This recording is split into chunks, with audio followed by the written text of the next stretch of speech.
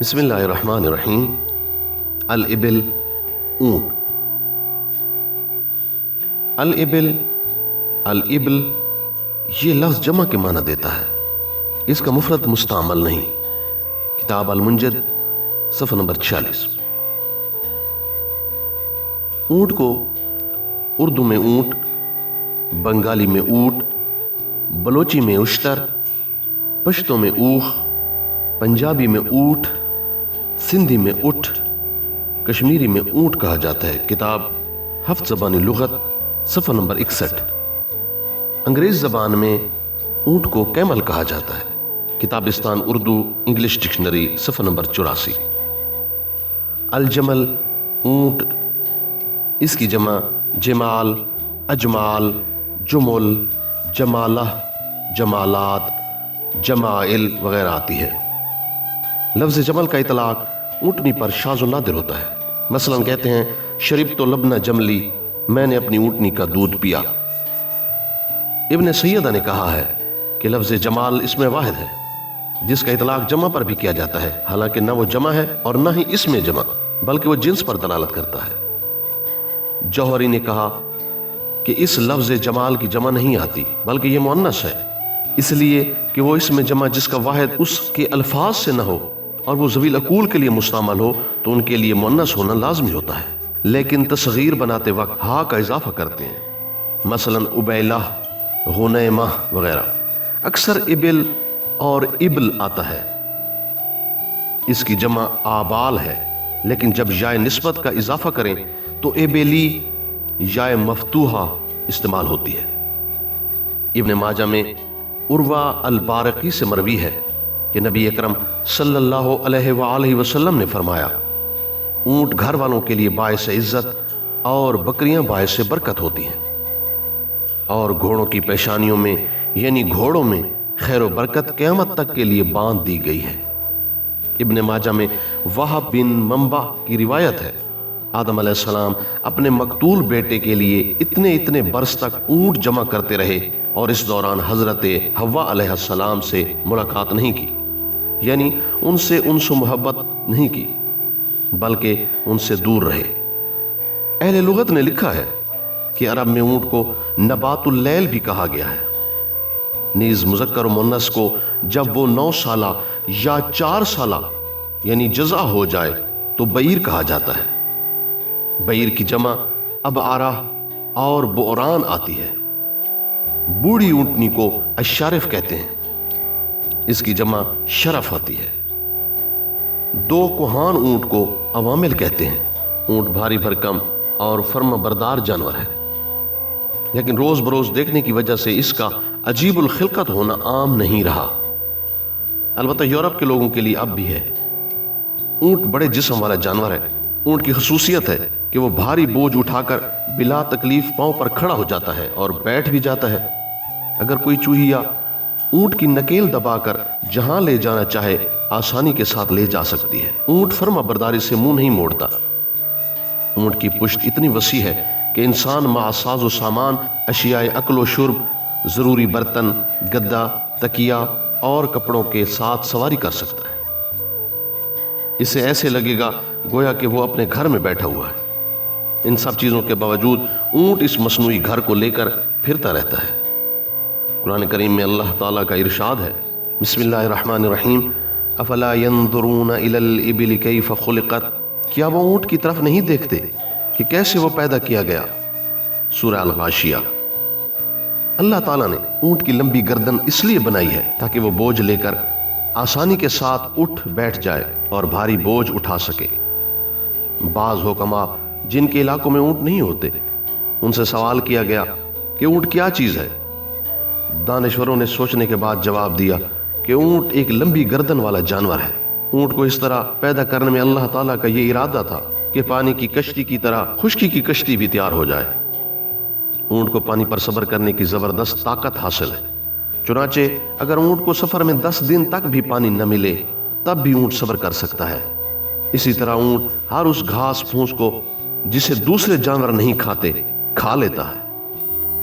سعید ابن جبیر سے مروی ہے، وہ فرماتے ہیں کہ ایک مرتبہ راستے میں قاضی شریح سے میری ملاقات ہو گئی۔ تو میں نے ان سے پوچھا کہ آپ کہاں تشریف لے جا رہے ہیں؟ انہوں نے جواب دیا میں کناسا یعنی کوفہ کے قریب ایک گاؤں کی طرف جا رہا ہوں۔ میں نے کہا کہ آپ کناسا جا کر کیا کریں گے؟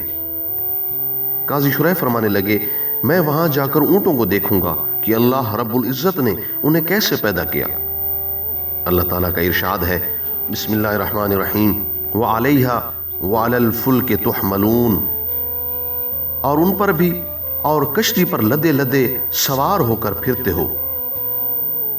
اللہ تعالیٰ نے اونٹ کی مشابہت کشتی کے ساتھ اس لیے دی کہ اونٹ بھی بظاہر خشکی کی ایک کشتی ہے۔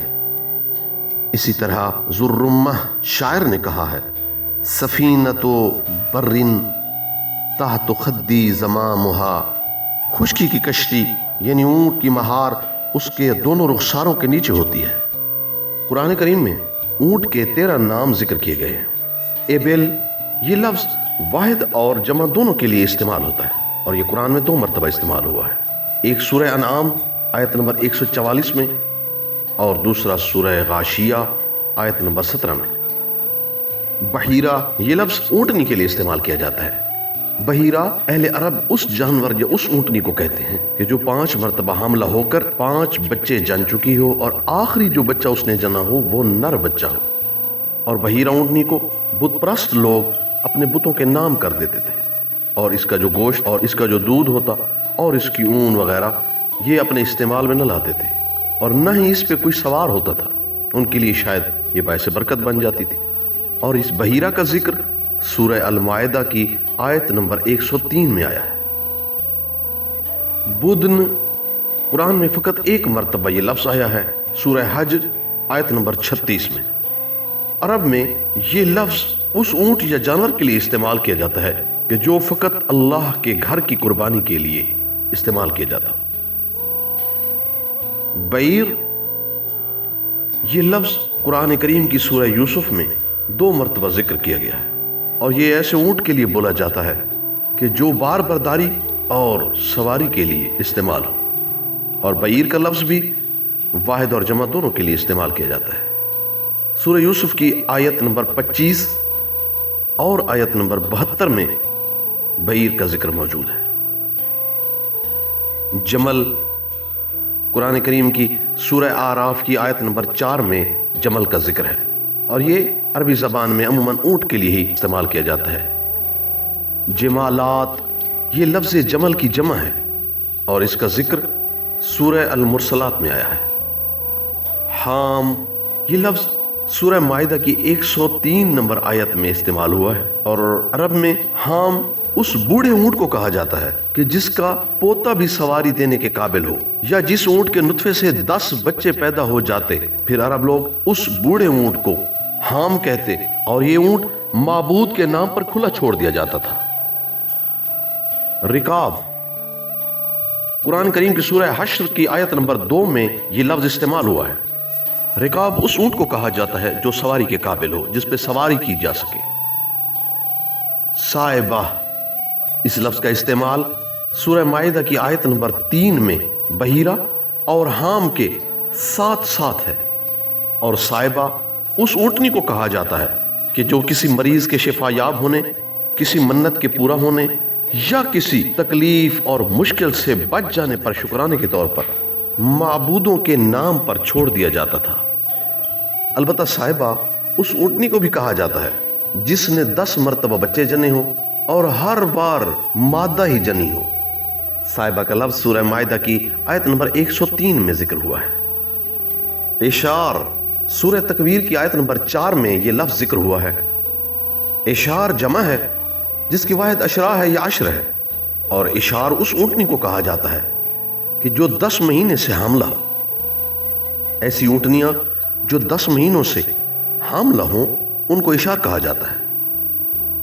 ناقہ یہ لفظ بھی قرآن کریم میں 7 مرتبہ ذکر ہوا ہے، سورہ آراف کی آیت نمبر 73 اور آیت نمبر 77، اور سورہ ہود آیت نمبر 64، سورہ بنی اسرائیل آیت نمبر 59، سورہ شعراء آیت نمبر 2، سورہ قمر آیت نمبر 2، اور سورہ شمس میں بھی اس کا ذکر ہوا ہے۔ ہیمہ یا ہیم سورہ واقعہ کی آیت نمبر 55 میں یہ لفظ ذکر ہوا ہے، اور ہیم یا ہیما اس پیاسے اونٹ پہ بولا جاتا ہے کہ جسے پیاس کی بیماری لاحق ہو چکی ہو اور وہ پانی کے بغیر نہ رہ سکتا ہو، جسے پانی دیا جائے، پانی پلانے کے لیے رکھا جائے تو وہ فقط پیتے ہی جائے لیکن اس کی پیاس نہ بجھے، اس اونٹ کو ہیم کہا جاتا ہے۔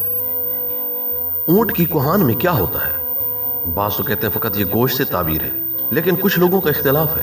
وہ کہتے ہیں کہ شاید اونٹ اپنا پانی اپنی کوہان میں جمع کر لیتا ہے اور بے وقت ضرورت اسے استعمال کرتا ہے، اور بعض لوگ کہتے ہیں کہ کوہان سے اونٹ کی خوراک کا کوئی تعلق نہیں، بلکہ کوہان میں تو چربی ہوتی ہے، اور اوسطاً ایک اونٹ کی کوہان میں 35 سے 40 کلو گرام تک چربی پائی جاتی ہے، اور یہی چربی ہی اس کی تقویت کا سبب ہے، جس سے وہ کمزور نہیں ہوتا اور صحرائی سفر کو بآسانی طے کر لیتا ہے۔ ہندوستان میں اونٹوں کی ایک انوکھی نسل پائی جاتی ہے جسے کھرائی اونٹ کہا جاتا ہے۔ یہ نسل ساحلی نباتات کے موافق ہے، اور انڈین گجرات میں پائے جانے والا یہ اونٹ تیر سکتا ہے۔ کھرائی اونٹ گجرات کے علاقے میں اب صرف 5000 کی تعداد میں موجود ہیں۔ اونٹ کے متعلق احادیث نبویہ میں کیا لکھا ہے؟ تو نبی اکرم صلی اللہ علیہ وآلہ وسلم فرماتے ہیں، اونٹ کو برا بلا مت کہو، اس لیے کہ وہ دیات وغیرہ میں دیا جاتا ہے جس کے ذریعے خون ریزی سے بچت اور زندگی محفوظ ہو جاتی ہے، اور قاتل قصاص کے طور پر خون بہا سے محفوظ ہو جاتا ہے۔ دوسری حدیث میں فرمایا، اونٹوں کو گالی نہ دو اس لیے کہ وہ اللہ تعالیٰ کی روح ہے۔ صحیحین یعنی بخاری و مسلم میں حضرت ابو موسیٰ اشعری رضی اللہ سے مروی ہے کہ نبی اکرم صلی اللہ علیہ وآلہ وسلم نے فرمایا، قرآن کی خبر گیری کرو، یعنی قرآن کو پڑھتے رہو۔ قسم ہے اس ذات کی جس کے قبضہ قدرت میں میں محمد صلی اللہ علیہ وآلہ وسلم کی جان ہے، قرآن سینوں سے اس طرح نکل جاتا ہے کہ اونٹ بھی اتنی جلدی اپنی رسی سے نہیں نکلتا۔ اونٹ کی اقسام، اونٹ کی مختلف اقسام ہیں۔ الارحبیہ اس اونٹ کو کہا جاتا ہے جو قبیلہ بنو ارحب کی طرف منسوب ہو، اور بنو ارحب قبیلہ ہمدان کی ایک شاخ ہے۔ شیخ ابن صلاح کہتے ہیں کہ ارحبیہ یمنی اونٹ کا نام ہے۔ الشذقمیہ یہ اونٹ نعمان بن منذر کا ایک عمدہ قسم کا اونٹ تھا، اس لیے اس کی نسلیں اسی نام کی طرف سے منسوب ہو گئیں۔ العیدیہ ان اونٹوں کو جو قبیلہ بنو العید کی طرف منسوب ہوئے العیدیہ کہتے ہیں۔ صاحب الکفایہ کے قول کے مطابق العیدیہ قبیلہ بنو مہرہ کی شاخ ہے۔ المجدیہ یمنی اونٹ کو کہتے ہیں جو عمدہ ہونے میں مشہور ہے۔ الشدنیہ صاحب الکفایہ کے قول کے مطابق الشدنیہ وہ اونٹ ہیں جو فہل یا بلد کی طرف منسوب ہیں۔ المہریہ وہ اونٹ ہیں جو مہرہ بن حیدان کی طرف منسوب ہیں۔ ابن صلاح کہتے ہیں کہ مہرہ بن حیدان قبیلہ کا باپ تھا۔ مہرہ کی جمع مہاری ہے۔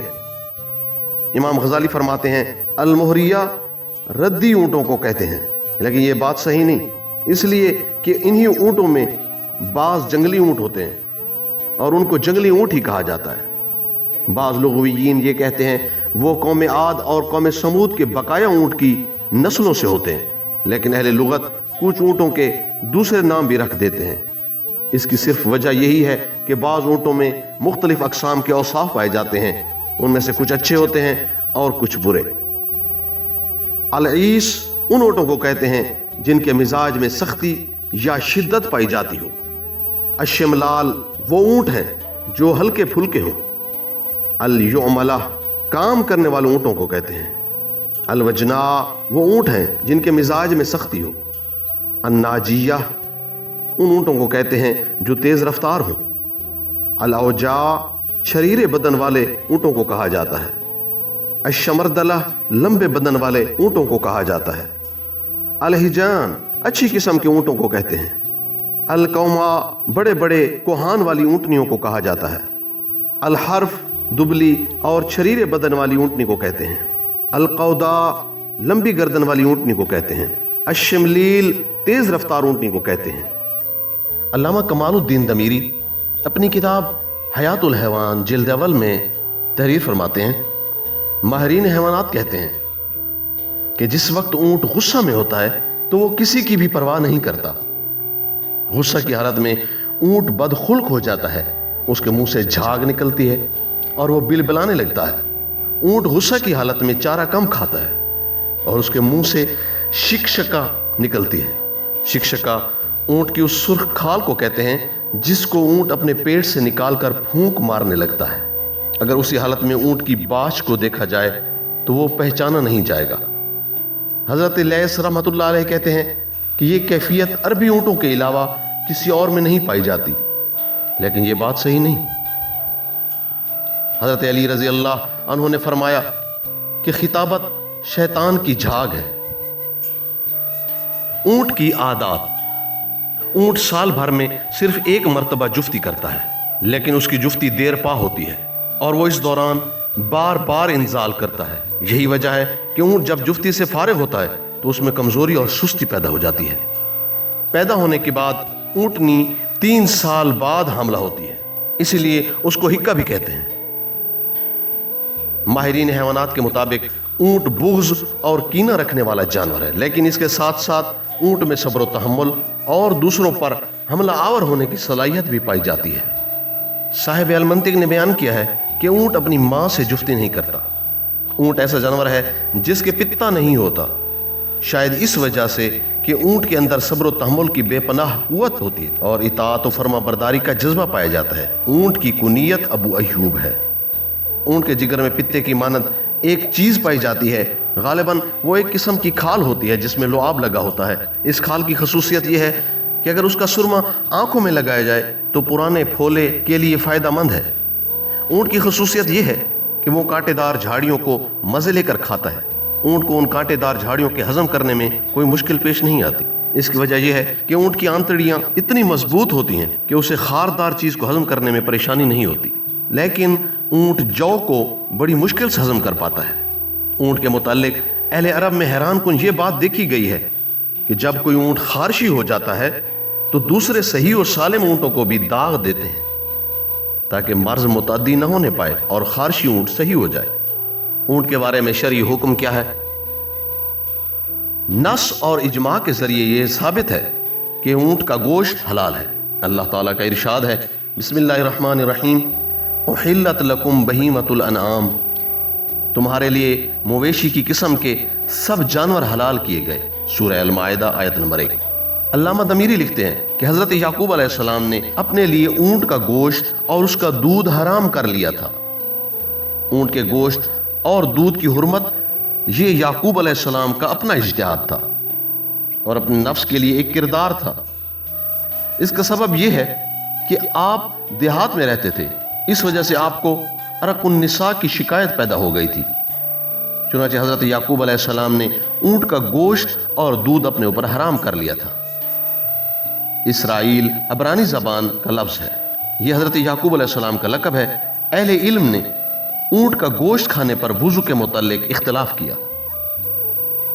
اگر کسی کا وضو ہو پھر وہ اس کے بعد اونٹ کا گوشت تناول کر لے تو کیا اس کا وضو برقرار رہے گا یا ٹوٹ جائے گا؟ اہل علم کی کثیر جماعت کا اس پر اتفاق ہے کہ اس کا وضو نہیں ٹوٹے گا۔ یہی مذہب صحابہ کرام میں خلفائے اربعہ حضرت عبداللہ بن مسعود، حضرت ابی بن کعب، عبداللہ بن عباس، ابو الدرداء، ابو طلحہ انصاری، ابو امامہ باہلی اور عامر بن ربیعہ رضی اللہ عنہم اجمعین کا ہے۔ جمہور تابعین میں سے یہ مذہب امام مالک رحمۃ اللہ علیہ اور امام اعظم ابو حنیفہ رحمۃ اللہ علیہ اور امام شافعی رحمۃ اللہ علیہ کے تلامذہ میں سے امام بیہقی رحمۃ اللہ علیہ کا ہے۔ اور ایک روایت کے مطابق امام شافعی رحمۃ اللہ علیہ کا قدیم قول یہی تھا کہ وضو نہیں ٹوٹتا۔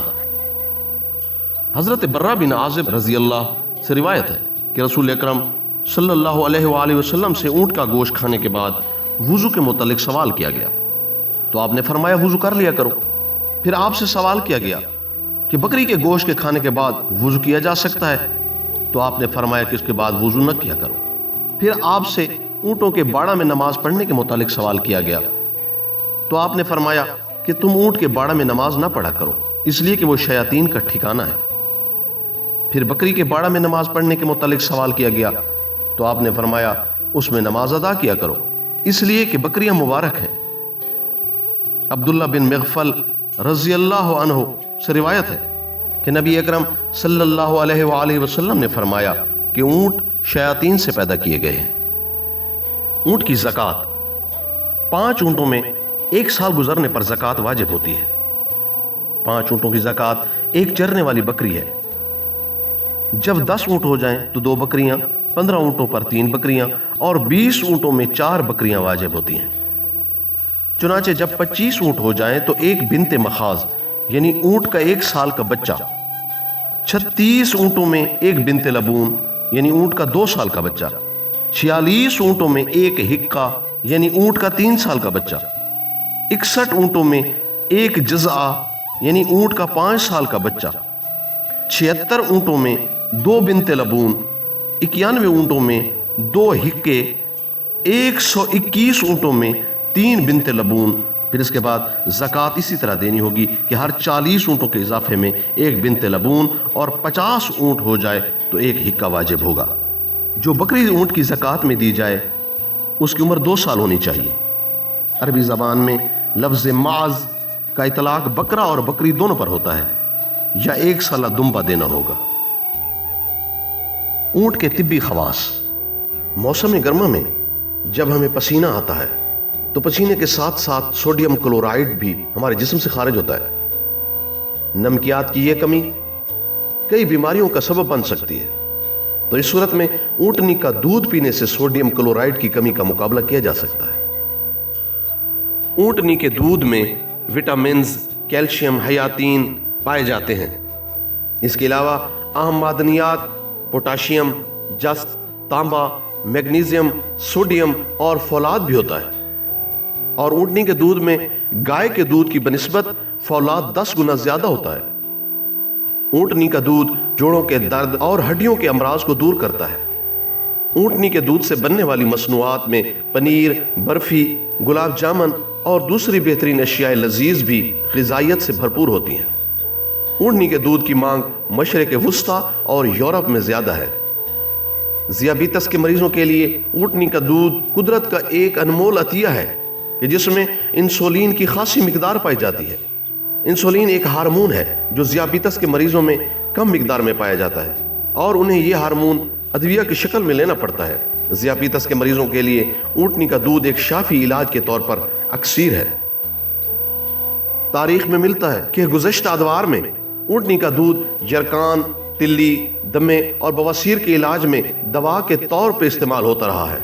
اونٹنی کا دودھ سرطان کی بیماری کے لیے بھی مؤثر ہے۔ اونٹنی کے دودھ سے مہلک اور متعدی امراض سے بچا جا سکتا ہے۔ نیز اونٹنی کا دودھ ایک بہترین قبض کشا دوا ہے۔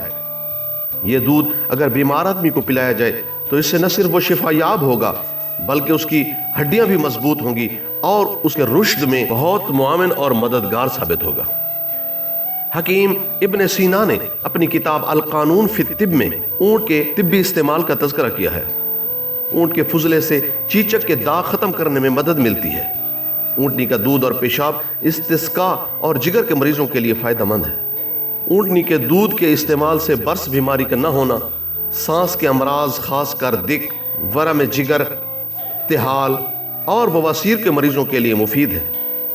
علامہ کمال الدین دمیری اپنی کتاب حیات الحیوان جلد اول میں تحریر فرماتے ہیں، امام ابن زہیرہ رحمۃ اللہ علیہ وغیرہ نے فرمایا کہ اونٹ کی نگاہ سہیل ستارے پر پڑ جائے تو وہ ختم ہو جاتا ہے۔ اونٹ، 1 سالہ مینڈھا یا پہاڑی مینڈھا ہو، ان سب کا گوشت خراب اور ردی ہوتا ہے۔ اونٹ کے بالوں کو جلا کر بہتے ہوئے خون پر چھڑک دیا جائے تو خون بند ہو جاتا ہے۔ اونٹ کی چیچڑی کسی عاشق کی آستین میں باندھ دی جائے تو اس کا عشق ختم ہو جاتا ہے۔ اونٹ کے پیشاب کو نشہ میں مبتلا آدمی پی لے تو اس کا نشہ اسی وقت اتر جاتا ہے۔ اونٹ کا گوشت مردانہ قوت میں اضافہ کرتا ہے اور اسی طرح جماع کے بعد کی سستی کو دور کر کے چستی اور تازگی پیدا کرتا ہے۔ نیز جگر کے ورم میں بھی فائدہ مند ہے۔ اگر کوئی عورت چاہے بانجھ ہی کیوں نہ ہو، حیض سے پاک ہونے کے بعد 3 دن تک اونٹ کی پنڈلی کا مغز نکال کر کسی روئی یا اون کے پھایا میں رکھ کر اپنی فرج میں رکھے، پھر اس سے جماع کیا جائے تو اس کے حمل ٹھہر جائے گا۔ تعبیر خواب کیا ہے؟ اگر کسی نے خواب میں یہ دیکھا کہ وہ 100 اونٹوں کا مالک ہو گیا تو اس کی تعبیر یہ ہے کہ وہ باعزت لوگوں کا حکمران بنے گا اور اسے بہت سامان ملنے کی امید رہے گی۔ اسی طرح اگر کسی نے خواب میں دیکھا کہ وہ بکریوں کے ریوڑ کا مالک ہو گیا یا اسے کوئی بکری یا اونٹنی مل گئی ہے تو اس کی بھی یہی تعبیر ہوگی۔ علماء معبرین نے یہ بھی کہا ہے کہ اگر کسی نے خواب میں دیکھا کہ وہ اونٹوں کا مالک بن گیا ہے تو اس کی تعبیر یہ ہوگی کہ اسے بہترین صلہ اور دین و عقیدے میں سلامتی نصیب ہوگی۔